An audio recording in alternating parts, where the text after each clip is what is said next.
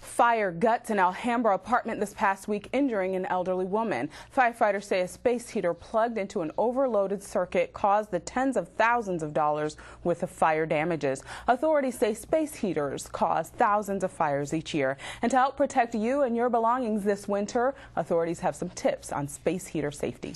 It was a pretty bad fire. It did result in about $100,000 worth of structural and content damage. You can still see the signs of the apartment fire in Alhambra. A burned-out microwave and fire and smoke-damaged chairs and tables litter the front yard.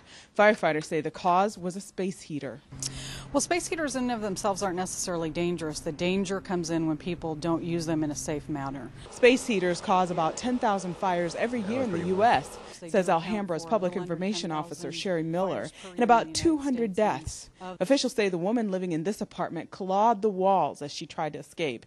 Firefighters found her in time and took her to the hospital.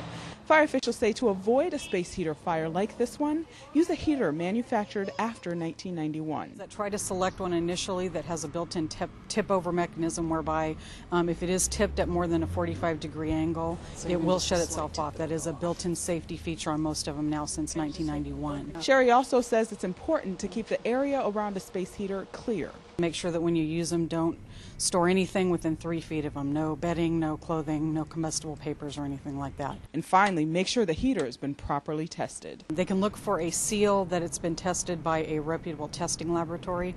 For this type of appliance, it would either be an FM seal or a UL seal, which is Factory Mutual or Underwriters Laboratories. Now, Sherry also mentioned that you should never leave a space heater on if you leave the house. We found a number of other tips on the Underwriters Laboratory website, ul.com, that you can check out for yourself. The website also has supplemental heating equipment like space heaters. Rather, they say that space heaters are the #1 cause of home fires in the months of December, January, and February.